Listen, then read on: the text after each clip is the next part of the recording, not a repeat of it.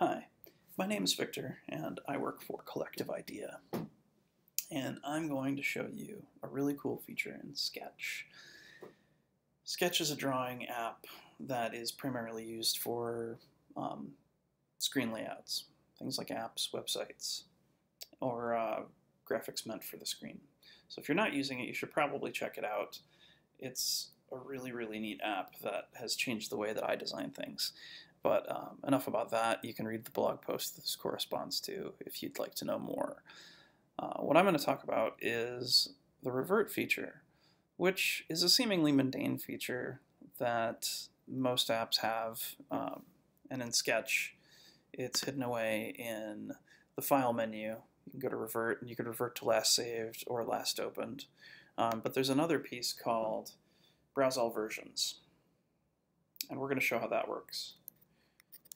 So a colleague and I have been working on an app called Dead Man Snitch, and we wanted to have some charts that showed how your snitches were doing, how long they take to check in, and what the health of those are, if they've checked in or if they've failed. But we thought, what if these two charts overlaid each other? So let's find out. Zoom in on that a little bit to do some work. So I've got these both set up as symbols. Symbols in Sketch are basically smart objects, like in Photoshop. If I make a change to them, that change propagates to all of the other instances of them throughout the document.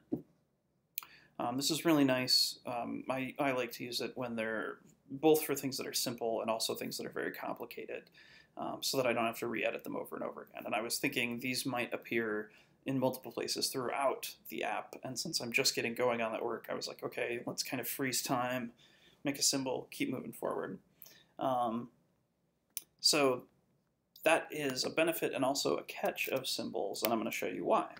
So if I'm working quickly, and I've created a new page, and let's call that Mash Up Graph, I'm going to go in and grab the pieces of this graph that I need to overlay in this snitch time to check in graph. So I'll bring this in, get it where I want it, and we don't need these extra lines. So we'll get those out of there, and there we go. That looks promising. And so then what I normally do is zoom out, see how both of them look side by side, and I'd go, oh, I've made a change to a symbol, and it looks great on the page that I meant it to appear on, but it is not what I wanted on the first page. So the first thing I do to fix that with the revert feature is to go over here, detach the previous version from the symbol, so that stays the way it is. I've done this work, I like this work, and I want to leave it alone. And I'd come back to the previous page, and I'd actually delete this. And here's why. If I go to Browse All Versions, it opens up a time machine-like interface where you can see the previous version that was saved has only the one page and has the objects that I want. So I can quickly copy that, come back into this page, paste it in,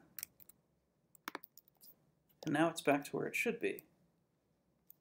And this chart is still in place. And I didn't have to revert and blitz all my data, and I didn't have to undo a bunch of times and then redo the work.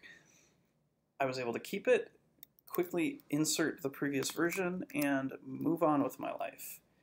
And that is why this is so powerful, because if you're doing this very quickly, you could see this kind of stacking up in multiple instances where you accidentally make changes to multiple buttons or icons, and then that shows up all over the place. With this, you can very quickly detach the ones that you want to keep and from their symbols by right-clicking on them and detaching from symbol. And then you can go into this view and side by side go back and forth. It doesn't require you to just pick a previous version and go with it 100%. You're able to pick and choose the pieces that you want and bring them back into your previous document. And when you say done, you're back where you were, but your work is saved. It's really, really cool. And I don't think enough people know about it. So I wanted to tell you guys. If you think this is cool, there's a blog post that also goes along with this. So if you're seeing this on YouTube and you want to go back to that, the link is in the description. And thanks for your time.